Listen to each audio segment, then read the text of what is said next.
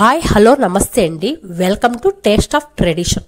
ఈరోజు మన ఛానల్లో గోంగూర పప్పు చాలా సులభంగా చేసుకోవచ్చు, చాలా రుచిగా ఉండిద్ది. ఇక్కడ నేను 2 కట్టల గోంగూర తీసుకున్నాను.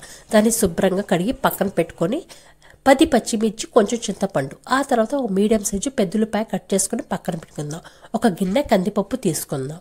ఒక టమాటాని 4 ముక్కలు కట్ చేసుకుందాం. 4 వెల్లుల్లి రెబ్బలు, 1 టీ స్పూన్ జీలకర్ర, 4 ఎండుమిరపకాయలు, పచ్చిపప్పు 1/2 టీ స్పూన్, ఆవాలు 1 టీ స్పూన్, 1/2 టీ స్పూన్ మినప్పప్పు, 1 టీ స్పూన్ పసుపు, రుచికి తగినంత ఉప్పు, పోపు కోసం కొంచెం ఆయిల్, 2 టీ స్పూన్ల కారం, కొన్ని కరివేపాకు రెబ్బలు.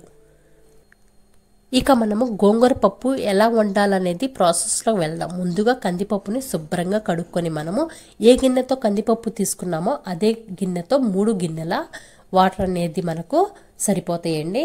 ఇంకా మనము కందిపప్పు ఉడకటానికి స్టవ్ ఆన్ చేసి మంటని హై ఫ్లేమ్లో పెట్టుకొని మన కందిపప్పులోనే మనము పచ్చిమిర్చి కూడా యాడ్ చేసుకోవాలి. 10 పచ్చిమిర్చి, 1 టీ స్పూను పసుపు, 1 టమాటా 4 ముక్కలుగా కట్ చేసుకోవాలి. 1 పెద్ద సైజు పెద్దలపాయ చాప్ చేసుకుని ముక్కలు యాడ్ చేసుకోవాలి. ఇంకా ఆ తర్వాత గోంగూర పప్పు ఎంత పులుపున్నా సరే గోంగూర అనేది కొంచెం చింతపండు వేసుకోండి.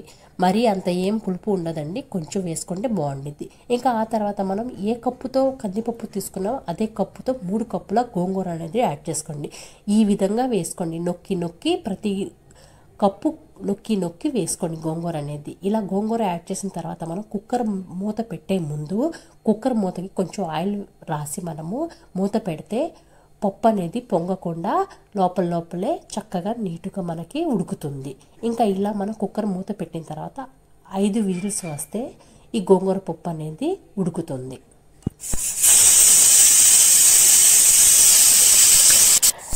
నచ్చిందండి నా వీడియో కనుక మీకు నచ్చినట్లయితే లైక్ చేయండి, షేర్ చేయండి, కామెంట్ చేయండి, నా ఛానల్ని సబ్స్క్రైబ్ చేయండి. ఇంకా ఆ తర్వాత ఈ గోంగూర పప్పుని మీరు కూడా ఒకసారి ట్రై చేసి మీకు ఎలా వచ్చిందో కామెంట్ ద్వారా నాకు తెలియపరచండి. ఇంకా ఇలా 5 విజిల్స్ వచ్చిన తర్వాత ఆవిరి మొత్తం పోయిన తర్వాత కుక్కర్ మూత తీసి మనము ఈ గోంగూర పప్పుని ఒక్కసారిగా చూసుకుందాం. ఈ విధంగా మనకి గోంగూర పప్పు అనేది ఉడికింది. ఇంకా ఇలా ఉడికిన తర్వాత 2 టీ స్పూన్ల కారము, రుచికి తగినంత ఉప్పు అనేది యాడ్ చేసుకొని పప్పు గుత్తితో పప్పుని మెదుపుకోవాలి. ఇక ఇలా మెదుపుకున్న గోంగూర పప్పుని మనం పక్కన పెట్టుకొని పోపు కోసం స్టవ్ ఆన్ చేసి మంటని హై టు మీడియం ఫ్లేమ్లో పెట్టుకొని మూకుడు వేడైన తర్వాత 1 టీ స్పూన్ ఆయిల్ అనేది యాడ్ చేసుకోవాలి. ఈ ఆయిల్ వేడైన తర్వాత 4 ఎండుమిరపకాయలు, 1/2 టీ స్పూన్ పచ్చిపప్పు, 4 వెల్లుల్లి రెబ్బలు కచ్చా పచ్చాగా దంచుకోవాలి. 1 టీ స్పూన్ ఆవాలు, 1/2 టీ స్పూన్ మినప్పప్పు అనేది యాడ్ చేసుకోవాలి. ఇంకా ఆ తర్వాత 1 టీ స్పూన్ జీలకర్ర, వీటిని మనం చిటపట వచ్చే వరకు ఆవాలు వేయించుకోవాలి.